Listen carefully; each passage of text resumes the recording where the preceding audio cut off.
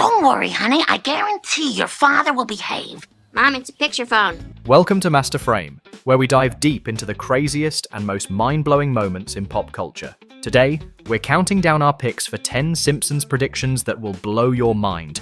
Get dressed, Marge. You've got to lead our protest against this abomination. But that's Michelangelo's David. It's a masterpiece. It's filth. From smart tech to world events and pop icons, these animated oracles might just have a time machine hidden in Springfield. Hey, Pierce, how'd you know our favorite foods? I analyzed your, leavings.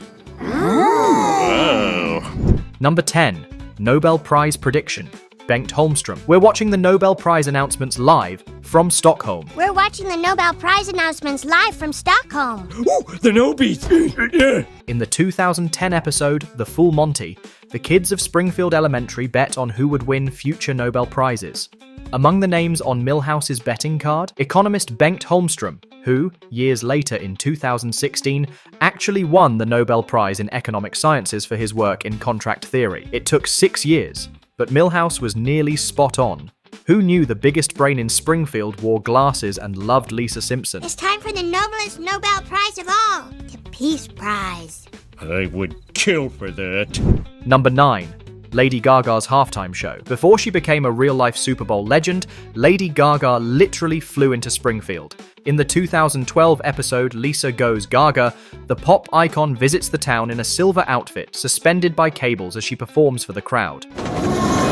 I just can't ignore a billboard in pain. We're stopping in Springfield. But- No buts. At the time, it looked like classic Simpsons exaggeration, until Super Bowl 51 in 2017, when Gaga entered the stadium, flying on a harness, wearing the same silvery outfit. Turns out, Springfield didn't just parody her, they storyboarded the future. What's wrong, honey? Please, I've had enough attention for one day. Number 8. Game of Thrones ending. When The Simpsons aired in 2017, few fans imagined The Simpsons were throwing shade at Westeros itself. Water soup again? Now it's crow soup. In this fantasy parody, Homer revives a dragon that burns down a medieval village, a fiery twist eerily similar to Daenerys Targaryen's destruction of King's Landing in the Game of Thrones finale 2 years later. While fans of the HBO epic may still be recovering, one thing's for sure, Springfield saw it coming, and probably did it better. Look, the dragon is burning our village. I love our life. Number 7. Ringo Starr. Replies to fan mail. 50 years later. Long before social media, The Simpsons predicted a celebrity comeback in the mailroom. They took the time to write me, and I don't care if it takes me another 20 years. I'm going to answer every one of them. In Season 2's Brush with Greatness, Ringo Starr vows to personally respond to every fan letter he ever received, no matter how long it takes. Decades later, real life echoed Springfield when Paul McCartney actually replied to a fan message sent in 1963, over 50 years earlier. Looks like the Beatles' patience really is eternal. Thanks for the fab painting of yours truly. I hung it on me wall. You're quite an artist. Number 6. The Shard appears before it existed. Now we'll see what the future holds. When Lisa visits London in Lisa's Wedding, 1995, a mysterious pointed skyscraper appears on the skyline, years before construction began on the Shard, which would become the tallest building in the UK. The resemblance? Uncanny. Not only is it in the exact same location, but its shape matches perfectly. It's as if the animators had already seen the blueprints, or maybe they had a friend named Nostradamus. Oh, it's good to hear a boisterous American laugh. Number 5. Snake clubbing. Python challenge. Oh, whacking day.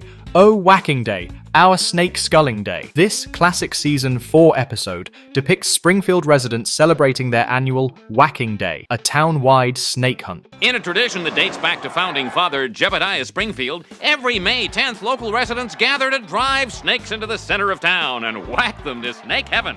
Fast forward to 2013, when Florida launched the Python Challenge, a real-life event where citizens were encouraged to hunt invasive Burmese pythons for cash prizes. And the Lord said, Whack ye all the serpents which crawl on their bellies, and thy town shall be a beacon unto others. What started as a parody of cruelty somehow slithered into reality. Oh, whacking day, our hallowed saints' skull cracking day. Number 4. Yard Work Simulator. In the late 90s, Bart is captivated by a game called Yard Work Simulator. Marge reminds him he could do the real thing for free, but Bart's not interested in manual mode. I want to go on the yard work simulator. But when I ask you to do yard work, Years later, gamers everywhere are obsessed with, you guessed it, simulation games. From Power Wash Simulator to Farming Simulator, we're literally paying to do chores in HD. Springfield predicted that virtual chores would someday rake in millions. You chop my hands halfway off, and then I'll still have enough strength to chop. get to work! Number 3. Legalized marijuana in Canada. In Midnight RX, 2005, Homer and friends crossed the border into Canada to buy cheaper prescription drugs. And that's why I personally thank God we pay too much for drugs. I mean, the right amount. While there, Ned Flanders' Canadian counterpart casually offers him a puff of legal weed. At the time, it was just a joke. But in 2018, Canada became one of the first major nations to fully legalize marijuana. So yes, even Flanders got a contact high from The Simpsons' accuracy. Say, would you like to puff on a reeferino? It's legal here. They warned me Satan would be attractive. Let's go. Number 2. Airplane restaurants take off. Look, honey, I clipped on my tie all by myself. And you look as handsome as the day we were married. Oh, happy anniversary, Marge. When Homer's anniversary dinner plans go wrong, he and Marge end up at Up and Buffet, an airplane-themed restaurant that simulates turbulence mid-meal. Ridiculous? Maybe not. Since that 1998 episode, real airplane restaurants have opened all over the world, from Thailand to the UK, with actual aircraft converted into dining spaces. At least at Up and Buffet, the peanuts are still complimentary. Don't get too fast! Number 1. Autocorrect, the Apple Newton. Eat Up Martha. In 1994, The Simpsons roasted Apple's early PDA, the Newton, for its terrible handwriting recognition. Hey, Dolph, take a memo on your Newton. Beat up Martin.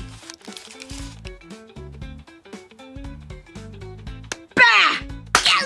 When Dolph tries to write Beat Up Martin, the screen translates it to Eat Up Martha. Little did they know, this moment would inspire real Apple developers to fix the technology. When autocorrect finally took over smartphones years later, one engineer even admitted that Eat Up Martha became an internal rallying cry to get it right. So the next time your phone embarrasses you with a typo, you can thank The Simpsons. Me fail English? That's impossible. Whether it's technology, politics, or pop culture, The Simpsons have been right more times than most news outlets. Which Simpsons prediction blew your mind the most?